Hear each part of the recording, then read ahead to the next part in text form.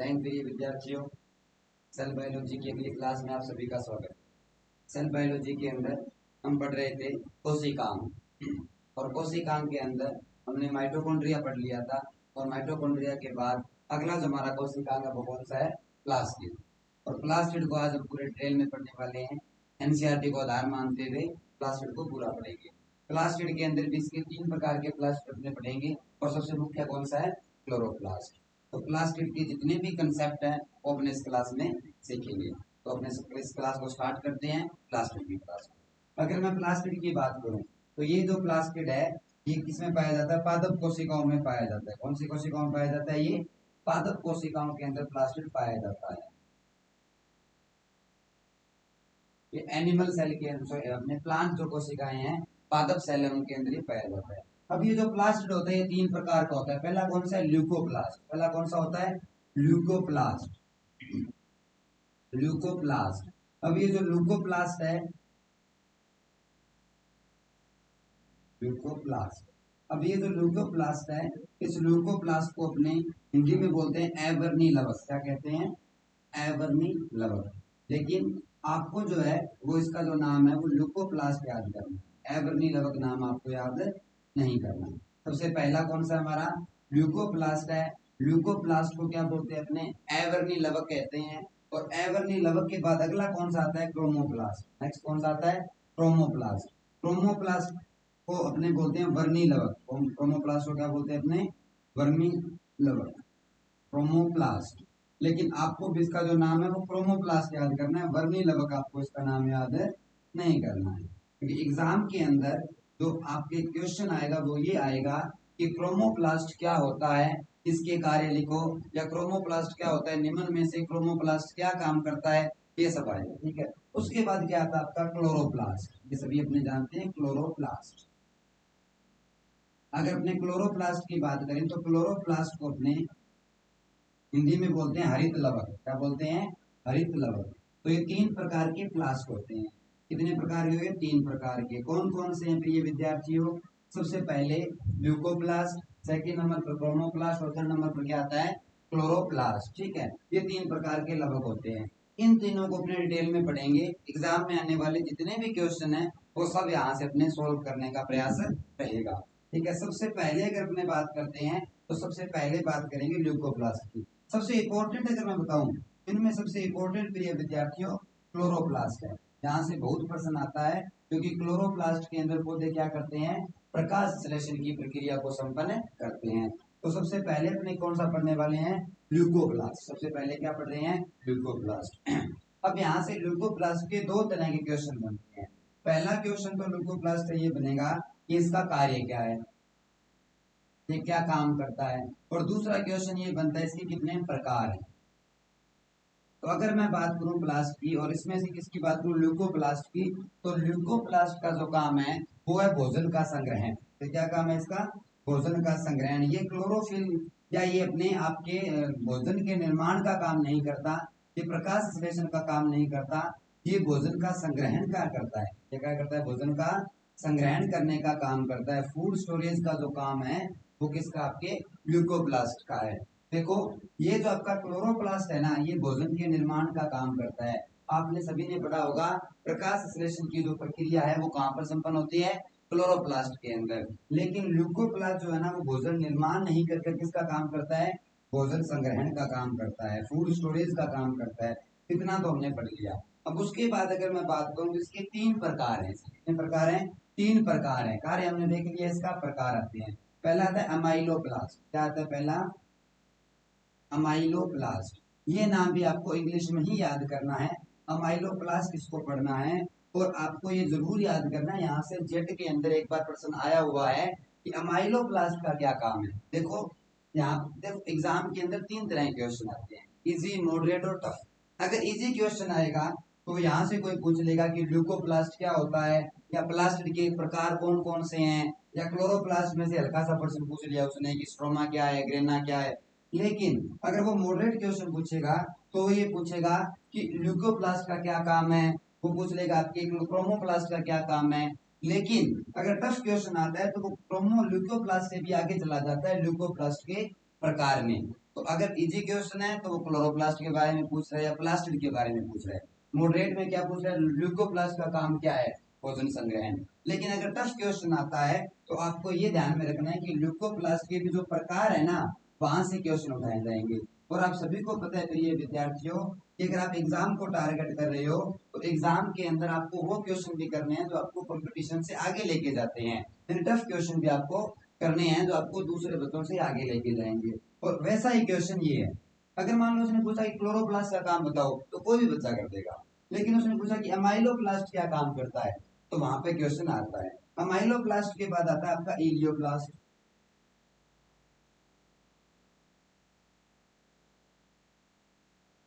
Elaioplast, आप सभी विद्यार्थियों को ये नाम इंग्लिश में ही याद करना है, क्वेश्चन यहाँ से इंग्लिश में ही आएगा।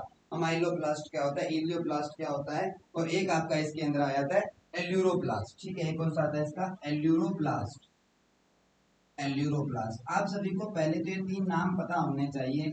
ये तीनों के तीनों क्या हैं, ये तीनों के तीनों ल्यूकोप्लास्ट के प्रकार हैं। कौन कौन से प्रकार हैं, अमाइलोप्लास्ट है, आपका इलियोप्लास्ट और एल्यूरोप्लास्ट है। अमाइलोप्लास्ट, इलियोप्लास्ट और एल्यूरोप्लास्ट, ये तीन क्या इसके प्रकार हैं। ठीक है, अब अगर मैं सबसे पहले बात करूं अमाइलोप्लास्ट की, तो हमने कहा कि जो आपका ल्यूकोप्लास्ट है उसका काम क्या है, भोजन का संग्रहण। अब मुख्य रूप से हमारी कोशिका में या सॉरी पादप की कोशिका में तीन प्रकार के संग्रहण होते हैं। एक तो सबसे पहले क्या बनता है, कार्बोहाइड्रेट, तो किसका संग्रहण होगा, कार्बोहाइड्रेट का। दूसरा कोशिका में क्या होती है, वसा होती है। और तीसरा कोशिका मुख्य क्या होता है, प्रोटीन। ये तीन ही प्रकार की कोशिका के अंदर भोजन बनते हैं। ठीक है, तो सबसे पहले मैं बात करता हूँ किसकी, अमाइलोप्लास्ट की। मैं कह रहा हूँ तीन प्रकार का भोजन बनेगा। कौन कौन सा, आप कहोगे जी कार्बोहाइड्रेट, दूसरा क्या है प्रोटीन, और वसा। मैं कह रहा हूं कि आपका ल्यूकोप्लास्ट क्या करता है, भोजन का संग्रहण करता है। किस प्रकार के भोजन का संग्रहण करेगा, उस आधार पर तीन प्रकार हो गया। अमाइलोप्लास्ट है कार्बोहाइड्रेट का संग्रहण करेगा, ग्लूकोज का संग्रहण करेगा, कार्बोहाइड्रेट। अब यहाँ से क्वेश्चन आएगा कि निम्न में से कौन सा ल्यूकोप्लास्ट है जो कार्बोहाइड्रेट का संग्रहण करता है। या यहाँ से एक बहुत ही बढ़िया क्वेश्चन बनता है जो वर्तमान में ट्रेंडिंग में ऐसे क्वेश्चन कि मिलान कीजिए कि आप अमाइलो, इधर इधर इसने तीन नाम लिख दिए, इधर इसने तीन क्या लिख दिए, आपके कार्बोहाइड्रेट, प्रोटीन और वसा लिख दिए। तो आपको मिलान करना होगा, तो यहाँ से एक बढ़िया क्वेश्चन आ सकता है। तो आपको ध्यान में रखना है जो आपका अमाइलोप्लास्ट है वो किसका संग्रहण करता है, कार्बोहाइड्रेट का। अमाइलोप्लास्ट के बाद कार्बोहाइड्रेट स्टार्च अपने कह सकते हैं इसको, स्टार्च, आपको ऑप्शन में स्टार्च भी मिल सकता है। ठीक है, उसके बाद अगला कौन सा आता है आपका इलियोप्लास्ट। ये किसका संग्रहण करता है, वसा का, यानी फैट का, लिपिड का। फैट और लिपिड का संग्रहण कौन करता है, एलियोप्लास्ट। और एल्यूरोप्लास्ट किसका संग्रहण करता है, प्रोटीन का। तो यहाँ से भी ये विद्यार्थी आपको ध्यान में रखना, यहाँ से एक क्वेश्चन आपका बन सकता है और अच्छे लेवल का क्वेश्चन है, ये आपको याद करना है। तो ये हमने क्या पढ़ लिया, ल्यूकोप्लास्ट पढ़ लिया। ल्यूकोप्लास्ट का काम क्या है, भोजन का संग्रहण। भोजन कितने प्रकार के हैं, तीन प्रकार का, कार्बोहाइड्रेट, वसा और प्रोटीन। अब ये जो आपका कार्बोहाइड्रेट है उसका संग्रहण किसमें होता है, अमाइलोप्लास्ट में। वसा का किसमें होता है, इलियोप्लास्ट में। और प्रोटीन का किसमें होता है, एल्यूरोप्लास्ट में। ठीक है, उसके बाद हम नाम पढ़ रहे हैं इसके प्रकार, ल्यूकोप्लास्ट हमने पूरा पढ़ लिया। उसके बाद क्या आता है, क्रोमोप्लास्ट। अगर मैं क्रोमोप्लास्ट की बात करूं विद्यार्थियों, तो क्रोमोप्लास्ट जो है, क्रोमोप्लास्ट को अपने बोलते हैं वर्णी लवक। वर्णी का मतलब है रंग, वर्णी का मतलब क्या है, रंग। यानी ये क्या कहेगा, पौधे के अंदर जितना भी रंग होता है, जितने भी पौधे के अंदर रंगीन भाग होता है, ये रंगीन भाग बनाने का, पौधे के अंदर रंग देने का काम करता है। पौधे के अंदर कलर देने का काम किसका है, आपके क्रोमोप्लास्ट का। लेकिन ये सभी रंग देगा, ये सभी प्रकार के जो रंग है ये पौधे के अंदर देता है। लेकिन इसके अंदर जो हरा रंग है वो इसके द्वारा नहीं दिया जाता। हरा रंग किसके द्वारा दिया जाता है, वो हरित लवक के द्वारा दिया जाता है। पौधे के अंदर नारंगी रंग है, पौधे का अगर जैसे टमाटर है लाल रंग है, तो वो किसकी वजह से है, क्रोमोप्लास्ट की वजह से है। मान लो मिर्च है, लाल रंग की मिर्च है, किसकी वजह से है, क्रोमोप्लास्ट की वजह से है। ठीक है, लेकिन जो हरे रंग का जितना भाग है, पत्तियां हैं, चाहे वो हरी मिर्च है, तो हरे रंग का कोई भी अगर पौधे के अंदर पार्ट है तो वो किसकी वजह से है, वो प्रिय विद्यार्थियों आपके क्लोरोप्लास्ट की वजह से है। और हरे रंग के अलावा कोई भी रंग है वो किसकी वजह से है, क्रोमोप्लास्ट की वजह से है। एक दो अपने इसके एग्जाम्पल देख लेते हैं। सबसे पहले अपने बात करते हैं, क्रोमोप्लास्ट के अंदर एक पिगमेंट पाया जाता है और उस पिगमेंट का नाम क्या है, केरोटीन। क्या नाम है, केरोटीन। गाजर के अंदर या जहां पर भी नारंगी रंग पाया जाता है, केरोटीन क्या है, पहला तो आपको ध्यान में रखना है, केरोटीन विटामिन ए का प्रीकर्सर है। विटामिन ए का निर्माण कैसे होता है? कैरोटीन से। ये बहुत बार प्रश्न आया हुआ है। तो मैं आपको विटामिन पढ़ाऊंगा तब आपको बताऊंगा कि विटामिन ए किससे बनता है? कैरोटीन से। लेकिन ये जो आपका कैरोटीन है, ये रंग कौन सा देता है? ये गाजर के अंदर नारंगी रंग देने का काम करता है। नारंगी रंग का काम कौन सा है? कैरोटीन का। और कैरोटीन की किसमें पाया जाता है? क्रोमोप्लास्ट के अंदर। अच्छा, उसके बाद मैं सेकंड बात करूं तो सेकंड आता है एंथ्रोसाइनिन। सेकंड क्या आता है इसके अंदर? एंथ्रोसाइनिन। अब ये जो एंथ्रोसाइनिन जो है ना, ये किसका काम करता है? बैंगनी रंग देने का काम करता है। बैंगन का जो बैंगनी रंग है, बैंगन का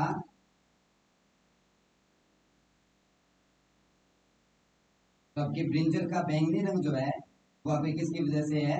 वो आपके एंथ्रोसाइनिन की वजह से है। ब्रिंजल का जो आपके बैंगनी रंग है वो किसकी वजह से? एंथ्रोसाइनिन की वजह से है। इसी प्रकार एक आपका होता है लाइकोपीन।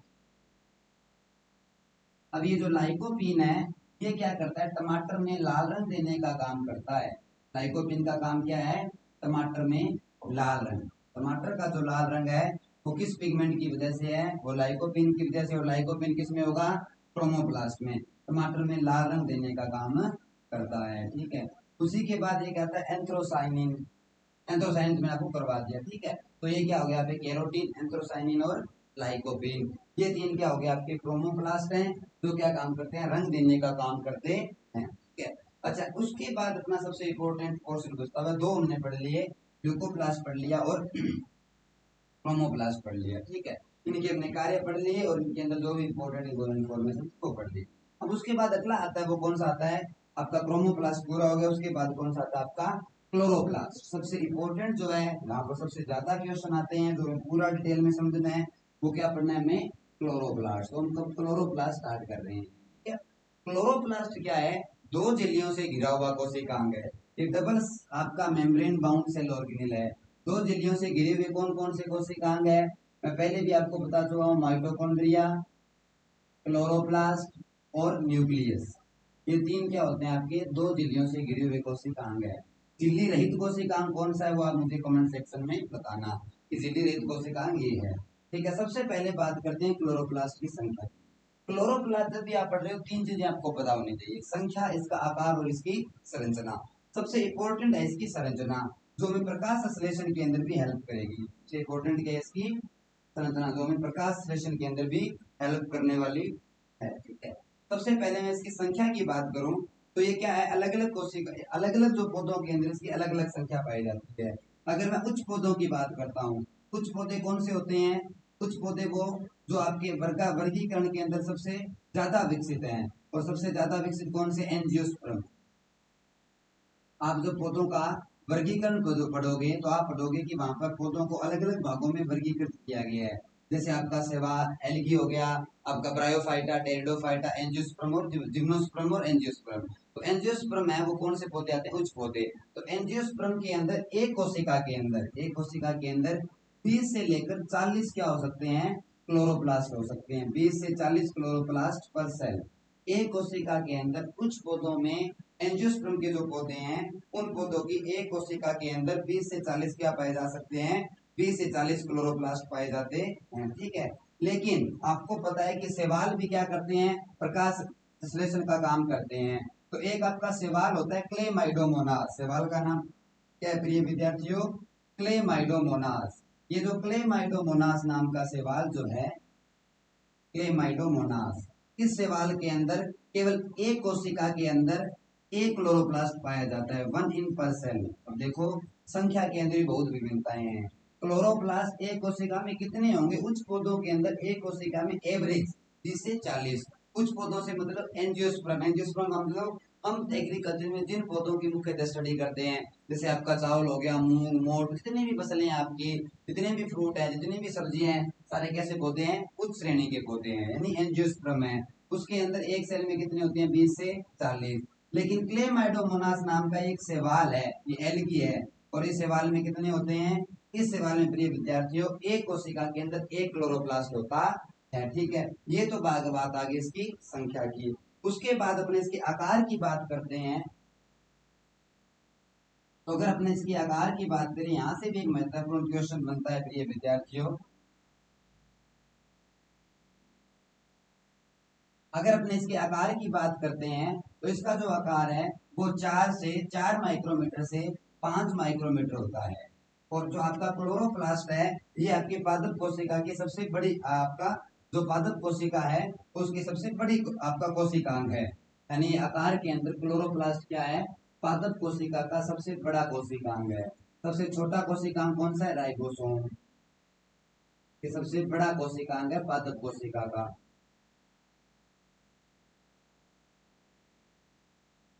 उसके बाद अगर अपने बात करें इसका आकार तो ये हो गया, इसका साइज या शेप कैसा होगा, इसकी आकृति कैसी होगी। आपका जो क्लोरोप्लास्ट है वो प्रिय विद्यार्थियों वो गोलाकार, अंडाकार अपने कह सकते हैं, लेंस आकार का या अंडाकार एग शेप का, अंडाकार या लेंस आकार का होता है। ठीक है, आपका जो क्लोरोप्लास्ट है वो कैसा होता है, अंडाकार या लेंस आकार का होता है। ये इसका आकार हो गया। और इसका आकार का 4 से 5 माइक्रोमीटर का क्या होता है, इसकी आपकी जो लंबाई चौड़ाई है वो पाई जाती है। इसका आकार 4 से 5 माइक्रोमीटर का होता है। उसके बाद अगर अपने बात करें इसके आकार में तो इसके आकार के अंदर अपने एक स्पाइरोगाइरा नाम का, स्पाइरोगाइरा स्पाइरोगाइरा नाम का एक शैवाल होता है। और स्पाइरोगाइरा नाम का जो शैवाल होता है उस शैवाल के अंदर इसका जो आकार है वो कैसा होता है, सर्पीला। कैसा इसके अंदर पाया जाता है, सर्पीले कार का क्या पाया जाता है, इसमें सर्पीला कार का आपका क्लोरोप्लास्ट पाया जाता है। इसके अंदर इसका आकार कैसा होगा, सर्पीला इसका आकार होगा। इसके अंदर सर्पीला कार होता है। अच्छा, एक इसके अंदर क्लेमाइडोमोनास जो शैवाल होती है उसमें कप शेप का पाया जाता है। जैसे अपने कप होता है, कप शेप का क्या पाया जाता है, आपके क्लोरोप्लास्ट पाया जाता है। कैसा होगा ये, कप शेप का क्लोरोप्लास्ट होगा। इसमें होगा आपके क्लेमाइडोमोनास में। ये वाला जो आपका सवाल है इसमें आपको पूरा लिखना है। आप नोट्स बना रहे हो तो आपको आकार में ये लेकर आपको इंपोर्टेंट लगा कर ये लिखना है कि स्पाइरोगाइरा सवाल में ये सर्पीला आकार का होता है और कप शेप का किसमें होता है, क्लेमाइडोमोनास में। और क्लेमाइडोमोनास में संख्या कितनी होती है, एक। ये हमने क्या पढ़ लिया, इसका आकार और इसकी संख्या पढ़ ली। अब अपने सबसे इंपॉर्टेंट पोर्शन पढ़ने वाले हैं और वो कौन सा पोर्शन है, वो है इसकी संरचना। आगे क्या पढ़ने वाले हैं, इसकी संरचना के बारे में पढ़ने वाले हैं। तो प्रिय विद्यार्थियों आपको इसकी संरचना की अपने जानकारी होनी चाहिए। अगर मैं इसकी संरचना की बात करूं या इसकी जो संरचना है या इसकी जो स्ट्रक्चर है उसकी मैं बात करूं तो इसकी संरचना के अंदर दो चीजें पाई जाती है। इसकी संरचना के अंदर दो प्रकार का तंत्र होता है, एक होता है ग्रेना और एक होता है स्ट्रोमा। एक कौन सा होता है, ग्रेना, एक कौन सा होता है इसके अंदर, स्ट्रोमा।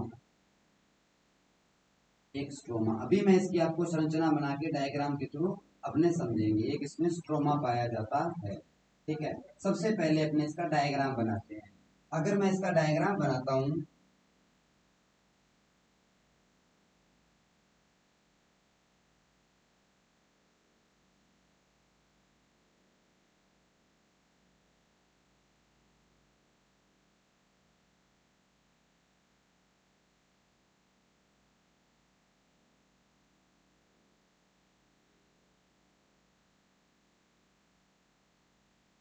तो आप सभी को पता है कि जो आपका क्लोरोप्लास्ट है वो दो झिल्लियों से घिरी हुई संरचना है। तो मैंने दो झिल्ली क्या बना लिया, एक कोशिकांग बनाया है यहाँ पे। ये इसके अंदर क्या होगी, दो झिल्लियां होगी। ठीक है, ये दो झिल्लियों से घिरा हुआ एक कोशिकांग होता है। तो मैंने दो झिल्लियों वाला यहाँ पर एक कोशिकांग बनाया है। इस कोशिकांग के अंदर सबसे पहले मैं क्या बनाऊंगा, सबसे पहले मैं ग्रेना बनाने जा रहा हूँ। इस प्रकार की संरचनाएं जिस प्रकार अपने सिक्कों का एक ढेर लगा देते हैं, उस सिक्के के ढेर की आकार की संरचनाएं बनाई मैंने आपको यहाँ पर बनाई दिखाई दे रही है। ठीक है, और ये क्या होती है, ये लेमिला द्वारा जुड़ी होती है या फ्रेट चैनल के द्वारा जुड़ी हुई होती है। और यहाँ पर मैंने एक संरचना और बनाई है। अब आपको इस संरचना को ध्यान से समझना, आपके सारे क्वेश्चन यहाँ से क्लियर होने वाले हैं। ठीक है, यहाँ पर मैं क्या बना रहा हूँ, यहाँ पर मैंने एक और संरचना, इसकी संख्या अलग अलग कोशिकाओं में अलग अलग क्लोरोप्लास्ट में अलग अलग होती है। ठीक है, तो ये मैंने एक संरचना बनाई है। ये जो संरचना आपको दिखाई दे रही है प्रिय विद्यार्थियों, ये पूरी की पूरी जो संरचना है जिस प्रकार अपने सिक्कों को जता देते हैं, सिक्कों का एक ढेर होता है, उस ढेर की ये जो संरचना आपको दिखाई दे रही है, इस संरचना को मैं कहता हूँ ग्रेना। इस संरचना का नाम क्या है, ग्रेना नाम है। ये आपको ध्यान में रखना है। बहुत बार क्वेश्चन आया है कि ग्रेना किसमें पाया जाता है। तो ग्रेना जो आपका है वो किसमें पाया जाता है, वो क्लोरोप्लास्ट में पाया जाता है। और ग्रेना का मतलब क्या है, एक जिस प्रकार सिक्कों का ढेर होता है, ये जो सिक्कों का ढेर है ये क्या कहलाता है, ग्रेना कहलाता है। अब ये अगर मैं सिक्कों के ढेर को जूम करता हूँ तो इसमें तो एक थैली नुमा ये संरचना है, ये एक जो संरचना है इस प्रकार की जिससे पूरा ये ढेर बना हुआ है, इस एक संरचना, इस एक थैली नुमा संरचना को अपने क्या कहते हैं, इसको प्रिय विद्यार्थियों कहते हैं थैलेकोइड। क्या कहते हैं, थाइलोकोइड। इसको अपने थाइलोकोइड कहते हैं, ये आपको याद करना है। यहाँ से भी आपके क्वेश्चन आएगा कि थाइलोकोइड किस में पाए जाते हैं, तो थाइलोकोइड जो है वो आपके किस में पाए जाते हैं, थाइलोकोइड आपके पाए जाते हैं इसमें ग्रेना का एक भाग क्या कहलाता है, थाइलोकोइड कहलाता है। अब ये जो थाइलोकोइड मैंने बनाया है, इस थाइलोकोइड के ऊपर क्या होंगे, इसके ऊपर छोटे छोटे क्या पाए जाते हैं, पिगमेंट पाए जाते हैं। इस थाइलोकोइड के ऊपर छोटे छोटे क्या पाए जाएंगे, पिगमेंट। ये जो आपको व्हाइट कलर के थाइलोकोइड के ऊपर पिगमेंट दिखाई दे रहे हैं, यहाँ पर भी इसके ऊपर छोटे छोटे पिगमेंट पाए जाएंगे। ये जो व्हाइट कलर के पिगमेंट आपको दिखाई दे रहे हैं, यहाँ पर ये जो व्हाइट कलर के पिगमेंट है, इस पिगमेंट को अपने क्या बोलते हैं, क्वांटासोम बोलते हैं। क्या बोलते हैं, क्वांटासोम। अब आप यहां से समझना, क्वांटासोम के ऊपर क्या पाया जाता है, ध्यान से समझना। क्वांटासोम के ऊपर आपके पाया जाता है क्लोरोफिल। क्वांटासोम के ऊपर एक आपका पिगमेंट होता है जिसका नाम है क्लोरोफिल। आपने पहले ये क्लोरोफिल नाम सुना होगा। ये जो क्लोरोफिल है, ये क्लोरोफिल जो आपने कई बार पढ़ा होगा कि क्लोरोप्लास्ट को हिंदी में क्लोरोफिल कहते हैं, ऐसा नहीं है। क्लोरोफिल क्या है, क्लोरोफिल क्वांटासोम के अंदर पाया जाने वाला एक पिगमेंट है। अब ये जो क्लोरोफिल है ये क्या काम करता है, ये प्रकाश के अवशोषण का काम करता है। क्लोरोफिल का काम क्या है, प्रकाश का अवशोषण करना। प्रकाश के अवशोषण का काम किसका है, क्लोरोफिल, प्रकाश का अवशोषण करना।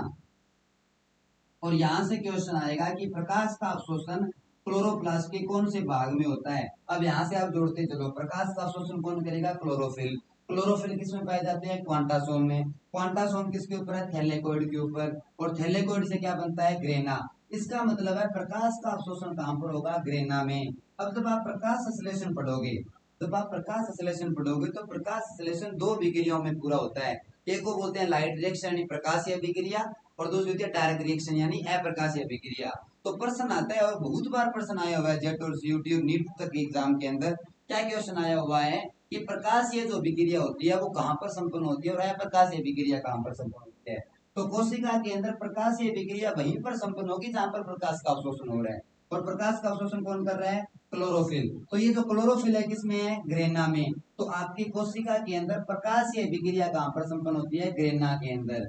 यहाँ पर कौन सी विक्रिया संपन्न होती है, प्रकाशीय विक्रिया संपन्न होती है, यानी लाइट रिएक्शन जो है वो यहाँ पर संपन्न होती है। बहुत बार प्रश्न आया हुआ है, और बहुत ही छोटी और कॉमन सेंस की बात है कि जहां पर प्रकाश होगा वहीं पर प्रकाशीय विक्रिया होगी। और अगर आपने क्लोरोप्लास्ट थोड़ा ध्यान से पढ़ा है तो आपको पता होगा कि प्रकाश कहां पर होगा, प्रकाश का अवशोषण कहां पर होगा। आप कहोगे सर प्रकाश का जो अवशोषण है वो ग्रेना के ऊपर होगा। ग्रेना थैलेकोइड की बनी होती है, थैलेकोइड के ऊपर क्वांटासोम होते हैं, और क्वांटासोम के ऊपर क्या होते हैं, क्लोरोफिल। अब ये जो क्लोरोफिल है ना प्रिय विद्यार्थी, 8 प्रकार का होता है। कितने प्रकार का होता है क्लोरोफिल, क्लोरोफिल 8 प्रकार का होता है। तो कितने, अब आपको क्लोरोफिल के प्रकार भी आपको ध्यान में रखने हैं, थोड़ा मैं डीप में लेके जा रहा हूँ इसको। ये जो क्लोरोफिल होता है कितने प्रकार का होता है, 8 प्रकार का क्लोरोफिल होता है। Chlorophyll A, chlorophyll B, chlorophyll C, chlorophyll D, chlorophyll E, उसके बाद bacteriochlorophyll, bacteriochlorophyll B और बैक्टीरियो क्लोरोफिल सी, इस प्रकार का होता है। आपको दो तीन चीजें ध्यान में रखनी है। सबसे पहले आपको ध्यान में रखना है जो क्लोरोफिल ए होता है ना, ये क्लोरोफिल ए क्या होता है, यूनिवर्सल है। ये क्या होता है, यूनिवर्सल, यानी सभी कोशिकांगों के अंदर या सभी के अंदर जिनमें क्लोरोप्लास्ट पाया जाएगा सभी में क्लोरोफिल ए उपस्थित रहेगा। ठीक है, उसके बाद अगर मैं बात करूं क्लोरोफिल जो बी है ना, ये आपके बीजीए, ब्लू ग्रीन एल्गी, नील हरी शैवाल और लाल शैवाल, इन दोनों को छोड़कर सभी प्रकार के जो आपके क्लोरोफिल है उनमें प्रेजेंट रहेगा। ठीक है, यहाँ पर आपको ध्यान में रखना है क्लोरोफिल है उसके अलग अलग प्रकार हैं। ठीक है, तो सबसे पहले क्या आता है क्लोरोफिल ए, उसके बाद क्या आता है क्लोरोफिल बी, उसके बाद क्लोरोफिल सी, इस प्रकार इसके 8 प्रकारों में इसको क्लासिफाई किया गया है। सबसे पहले क्लोरोफिल ए तो क्या है, यूनिवर्सल है, ये सभी प्रकार की कोशिकाओं में उपस्थित रहेगा। और ये जो आपका क्लोरोफिल बीजी और ब्राउन जो शैवाल होते हैं उनमें क्या होता है आपका एब्सेंट होता है। अब प्रश्न आता है क्लोरोफिल सी किस में होता है? जो आपके रेड कलर के जितने सवाल होते हैं उनमें क्या होता है आपका क्लोरोफिल सी। रेड कलर के जो सवाल होंगे उनमें क्या पाया जाएगा? Chlorophyll C. अच्छा, अब वो पूछेगा कि बी जो है वो क्लोरोफिल बी किस में पाया जाता है? आपके जो क्लोरोफिल डी से आएगा, क्लोरोफिल डी है वो किस में पाया जाता है? आपके ब्राउन कलर के जो सवाल है, क्लोरोफिल सी है वो ब्राउन कलर के सवालों में होता है। आपका क्लोरोफिल सी है वो किसमें होता है? ब्राउन कलर में। थोड़ा सा आप इसको करेक्ट कर लेना, यहाँ से क्वेश्चन आएगा। ठीक है, और दूसरा डी किसमें होता है? रेड कलर में। और इसको इंपॉर्टेंट लगा लो आप। क्या इंपॉर्टेंट लगाना है? इंपॉर्टेंट ये लगाना है कि जो क्लोरोफिल सी है ना वो किसमें होगा? आपके ब्राउन कलर के सवाल में। क्लोरोफिल डी किसमें होगा? रेड कलर के सवाल में। अब आपके एग्जाम में क्लोरोफिल ए का फॉर्मूला भी आया हुआ है। ये फॉर्मूला मैं आपको, इसका जो सूत्र है या फॉर्मूला हुआ है, मैं जब आपको प्रकाश संश्लेषण पढ़ाऊंगा तो वहां पर ये फॉर्मूला करवाऊंगा।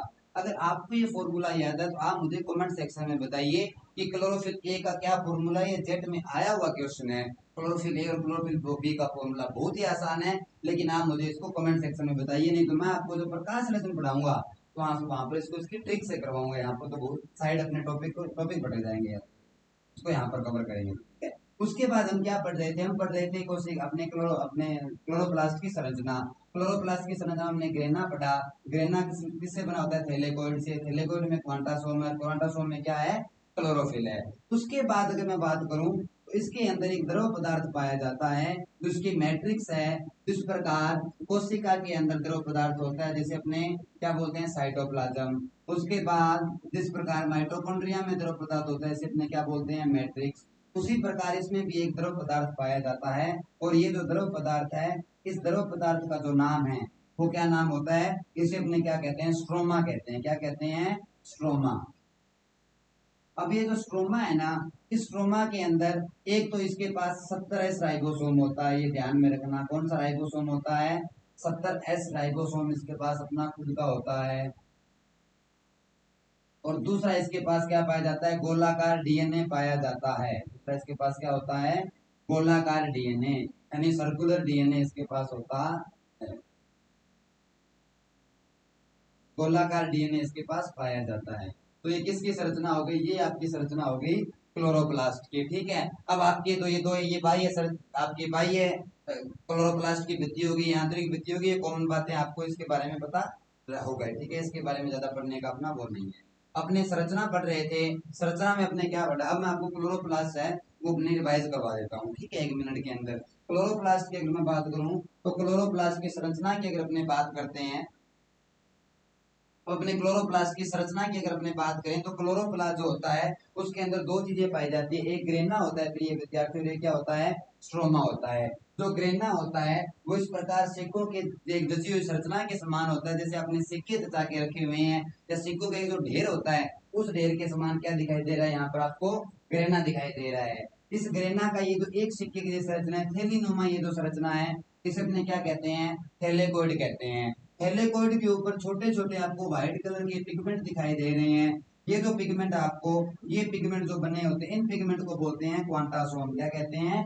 क्वांटासोम। क्वांटासोम के ऊपर क्या पाया जाता है? क्लोरोफिल। क्लोरोफिल का काम क्या है? प्रकाश का अवशोषण करने का। क्लोरोफिल का काम क्या है? प्रकाश का अवशोषण। इसीलिए प्रकाश संश्लेषण की प्रकाशीय विक्रिया कहां पर संपन्न होती है?